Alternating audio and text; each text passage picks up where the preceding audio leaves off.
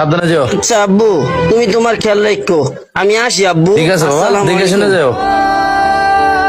আল্লাহ পোলাটা শরীর চালা মতো নিও আল্লাহ। ও ভাল লাগে না, গরম যে পড়ছে রে বাবা।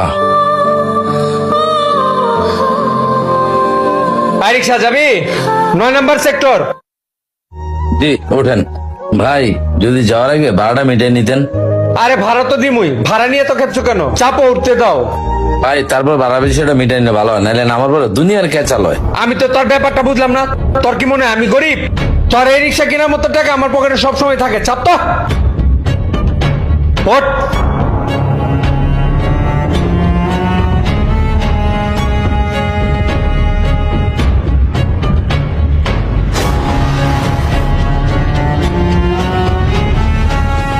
রাখো রাখো, ভাড়া কত ক?